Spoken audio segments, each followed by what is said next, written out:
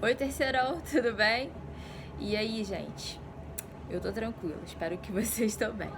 Enquanto a gente não se encontra de novo em sala de aula, eu vou gravar, né, essas aulas de 20 minutos, mais ou menos, pra gente dar continuidade à nossa matéria, porque eu sei que muitos de vocês vão prestar vestibular e vão fazer o Enem e precisam desse conteúdo, né? E a gente precisa dar continuidade às nossas vidas também. Ocupar nosso tempo, estamos aí com tempinho livre em casa.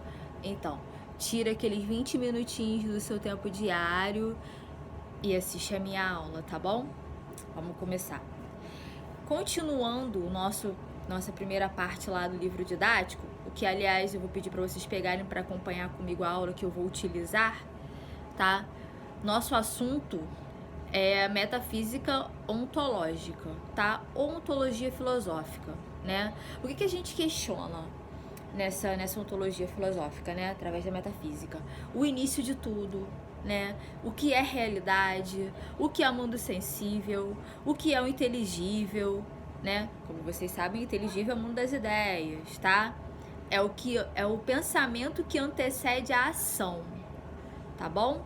E a gente vai trabalhar essa diferente visão de acordo com vários filósofos. O primeiro dele é o Aristóteles, tá? Com a metafísica aristotélica. E aí a gente vai falar um pouquinho antes da visão pré-socrática, do Heráclito também, de Éfeso, né? É isso. Vamos começar? Vocês me desculpem a falta de jeito, é que eu não tô acostumada ainda, mas vou me habituar para melhorar cada vez mais para vocês, tá bom? Vamos lá, deixa eu voltar aqui no livro de vocês. Tava dando uma lidinha aqui antes. Ele vai falar lá que para Aristóteles, cuja obra é fundamentada para o estudo da metafísica, né, que é a busca da compreensão do que nos cerca, resultaria de um produto de um profundo espanto, que nos faria problematizar, questionar e investigar a realidade observada. Por que ele fala isso, né? Porque o que a gente vê das coisas é um corpo físico, independente se é um ser humano, alguém da nossa espécie, né, ou se é um objeto.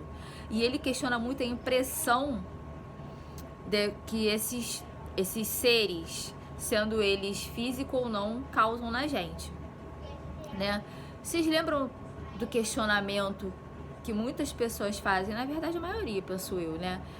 De onde eu vim, para onde eu vou, né? Existe algo depois disso, né? Ou tipo, quem sou eu de verdade? Às vezes a gente dá uma boa olhada no espelho e pensa nisso. Quem sou eu? Quem é essa pessoa que eu tô olhando? Da onde veio essa pessoa? Para onde vai essa pessoa? Quais são as vontades dela? O que ela quer? Né? O que ela deseja para si? O que traz contentamento para ela? Né? Todas essas questões são questões profundas e filosóficas. Tá, gente? Eu sei que a gente banaliza muito isso no cotidiano, no nosso dia a dia. Mas é tudo pertinente, tá? Basta a gente colocar na questão científica, que é o método experimental. Porque a metafísica nada mais é do que isso, tá? Ela é a junção, ela é o caminho do meio entre o estado teológico, né, e o positivo. Vocês lembram da teoria dos 3 estados do Comte, né? Que é o estado teológico, aonde o início das coisas, a explicação de tudo que existe vem de Deus ou dos deuses, da crença, né, do divino. E o positivo, que é a explicação científica, né, através do método experimental, tá? A metafísica é a junção desses dois, tá? Então ela vai tratar da essência, que é o teológico, né, e o físico, tá? Que é do positivo, que vem da ciência. Porque sim, é possível juntar os dois, tá bom? Vamos dar continuidade aqui. Só avançar aqui um pouquinho, porque o que eu falei pra vocês agora é basicamente aqui o início do livro, tá? Ele fala aqui do Heráclito de Éfeso. O que o Heráclito ele questionava bastante? Que tudo na vida é fluido, nada permanece o mesmo. Vocês lembram da letra daquela música? Nada do que foi será de novo do jeito que já foi um dia. né? Por quê? As situações mudam, as pessoas mudam, os pensamentos mudam e os lugares também mudam, né? Os lugares é mais pela impressão humana, né? Porque a gente muda constantemente a aparência dos locais por onde a gente passa, né? Por obra do homem, né?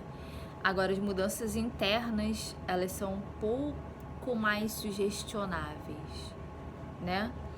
Era isso, inclusive, que o Heráclito, ele se perguntava bastante, tá? Eu não sei se eu já comentei com vocês, mas tem aquela alegoria dele, né? Aquele exemplo dele que ele diz que não é possível banhar-se nas águas no mesmo rio por 2 vezes.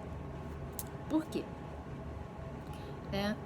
Porque eu não serei a mesma e nem o rio será o mesmo. A água já correu e eu já mudei. Não é verdade? Então, essa possibilidade ela não é possível.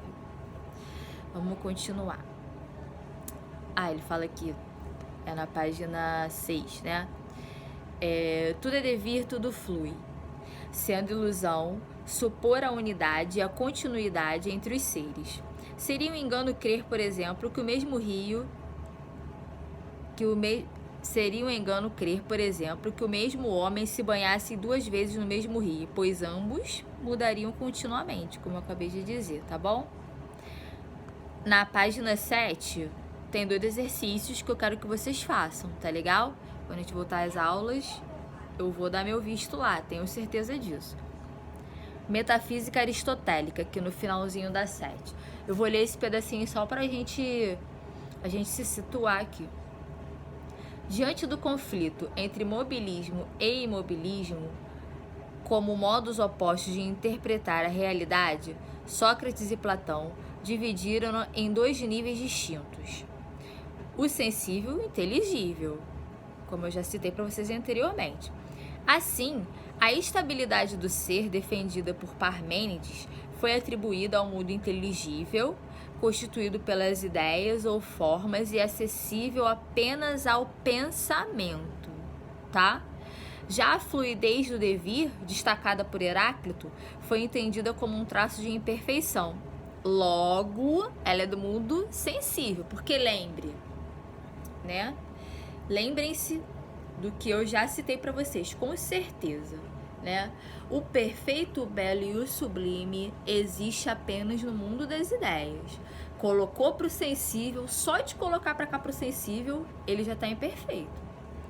Exemplo, eu idealizei uma aula na minha cabeça, mas passando agora para vocês, com certeza não está saindo do jeito que eu queria, mas estou conseguindo, está caminhando. Porém, no meu mundo das ideias, ela é perfeita, mas veio para cá, já perdeu o 100% de perfeição que ela tinha, tá bom? Só para vocês entenderem. Continuando. Composto de elementos materiais e acessíveis aos sentidos. Logo, a essência de cada coisa, isto é, sua forma, passou a ser considerada exterior a ela. Por exemplo, a essência de uma mesa existente no mundo sensível estaria no mundo inteligível como a ideia de uma mesa, o pensamento de uma mesa, do que seria uma mesa, tá? Posteriormente, Aristóteles refletiu sobre a concepção platônica e discordou da divisão da realidade em 2 níveis. Ele entendia os entes sensíveis como sínulos, ou seja, como compostos de matéria e forma. Portanto, considerava as formas inseparáveis das coisas, tá? Teoria conhecida como ilemorfismo, tá bom? Sendo assim, retornando ao exemplo anterior do ponto de vista aristotélico, a essência e ideia de uma mesa existente no mundo sensível estaria na própria mesa e não em um mundo inteligível interior a ela. Porque se ela é composta por matéria, né, a essência dela é a matéria, a ideia dela está na sua cabeça, mas ela foi transformada, correto? Ela foi transformada em uma ação. Essa ação ela se transformou em algo palpável, tá? Para vocês entenderem como funciona o ilemorfismo. É a ideia que se transforma em algo, tá bom? Além disso, ao contrário de Platão, Aristóteles entendia as transformações dos objetos sensíveis como a realização de suas próprias essências, tá? Para ele, a matéria de um ente correspondia à potência, isto é, a sua capacidade de assumir diferentes formas. Pensem, ainda no exemplo da mesa. Uma mesa poderia se transformar em outro objeto? Sim, se eu idealizar esse outro objeto no meu mundo das ideias, né?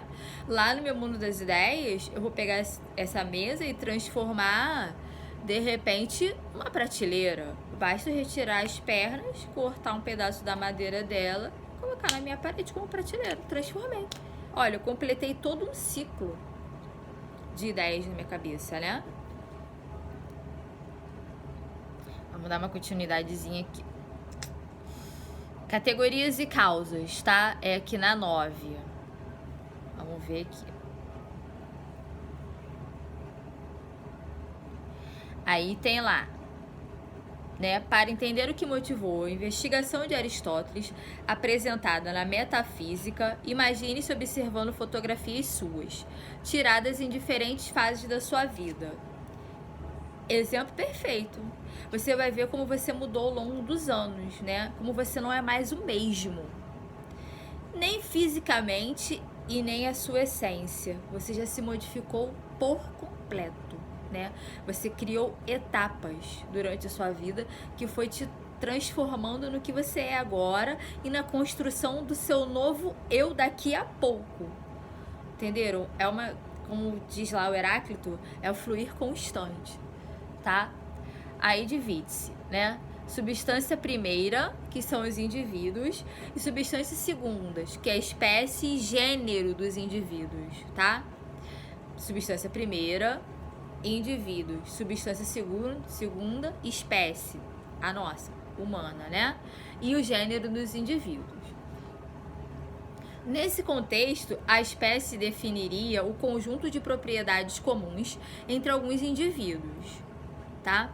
Por sua vez, o gênero definiria o conjunto de propriedades comuns entre algumas espécies. Por exemplo, o indivíduo Tom pertence à espécie de gatos e esta pertence ao gênero animal, tá? Ele é um felino do gênero animal. É isso que o Platão queria explicar. Aliás, Aristóteles, desculpa. De acordo com Aristóteles, as espécies e os gêneros estariam presentes nos indivíduos particulares como universais. Desculpem, o livro estava meio embaçado aqui, eu estou olhando na tela do meu computador, tá bem pequenininho. Que o pensamento poderia identificar. Para ele, o conhecimento sobre particulares não era suficiente para haver ciência. Conhecimento rigoroso, né? Método experimental. O que dependeria de se conhecerem os universais, substância segunda. Além disso, o filósofo estabeleceu categorias e causas que deveriam ser observadas para a compreensão de cada ente, tá? De cada conteúdo.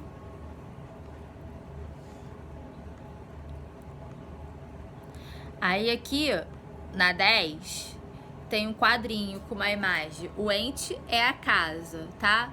Causa material dela, matéria que constitui um ente. Do que ela é feita? Tijolo, concreto, madeira, né? Causa eficiente. Quem é o que produz um ente? No caso da casa, é um construtor, né? É um pedreiro, é um engenheiro, é um bombeiro hidráulico. Toda essa galera aí vai construir uma casa, tá? Causa formal. Forma de um ente. O que ela é? O que ela é? Uma casa, né? Ela é uma casa. A gente definiu ela como casa, essa palavra para ela, tá? E a causa final, que é a finalidade do ente. Qual é a finalidade dela? Abrigar, dar moradia, né? Viver ali, constituir vida ali, dar continuidade à sua existência ali. Essa é a finalidade de uma casa, tá bom? Vamos dar uma continuidade aqui. Ah, tem um quadrinho com um Tom também aqui, querendo cozinhar o Jerry. Que é o cara felino, né? De gênero. E querendo cozinhar aquele que é objeto da sua essência predatória. Que é um gênero considerado inferior a ele, que é o do rato. Tá bom? E aí vem uma série de questionamentos aqui no quadrinho que vocês podem ler na casa de vocês também, tá? E aí, na 12, vem a metafísica medieval, tá bom? Deixa só meu livro abrir aqui que ele fechou, já tá abrindo.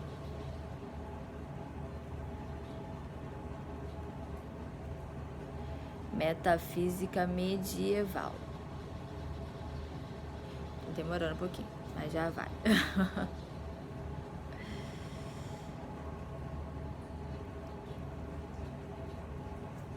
Excelente, porque eu acho que a minha internet caiu, mas vou tentar mais uma vez, calma aí. Metafísica medieval. Tá abrindo. Tá, como diz, né, é a continuidade da metafísica antiga lá do Aristóteles, né, só que agora na Idade Média, com todos os seus novos filósofos, né? Mais precisamente entre a queda do Império Romano no século V até a Renascença no século XVI, bastante tempo. E é considerada um processo de recuperação da antiga cultura filosófica desenvolvida na Grécia, né? É como se fosse uma continuação da metafísica lá da aristotélica. Eu disse isso agora há pouco, né, gente? Enfim. Esse processo, somado à necessidade de abordar os problemas teológicos da época, deu origem às primeiras vertentes da filosofia medieval. Considerando que a Idade Média foi marcada por forte influência da Igreja, lembre-se sempre disso, Igreja Católica, tá? Católica Apostólica Romana. Os temas enfrentados pelos filósofos medievais tinham relação com a fé e a razão, a existência e a influência de Deus e os propósitos da teologia e da metafísica, tá? Então, tendo em vista esse caráter principalmente teológico do período, né, na filosofia medieval, os pensadores eram muitas vezes membros da igreja e raramente se consideravam filósofos. Eles eram padres, sacerdotes, né, que queriam dar um propósito à existência cristã desse Deus único, né, como criador universal dos seres humanos, tá? Ele queria dar uma explicação pra galera do que era isso, tá? Aí vamos lá. É seguro afirmar que a filosofia medieval buscou adequar duas áreas distantes: a razão científica e a fé cristã. Como eu acabei de dizer, né? O início da gente, a nossa gênese, tá? Pela criação de um Deus, tá bom? Aí vamos lá.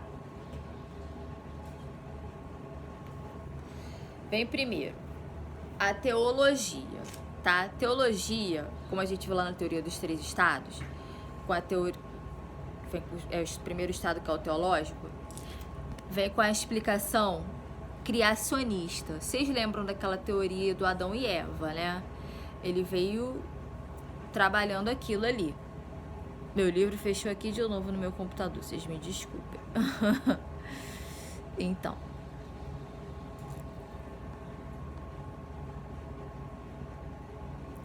aí tava lá, através desse criacionismo, eles colocaram a crença e influência de Deus para a realidade, além do desenvolvimento natural,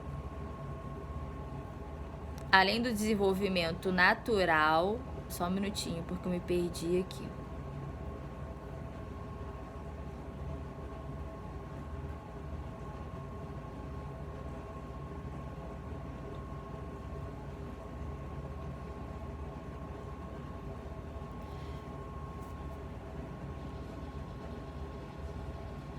Além do desenvolvimento natural da raça humana, tá? Desculpem a demora.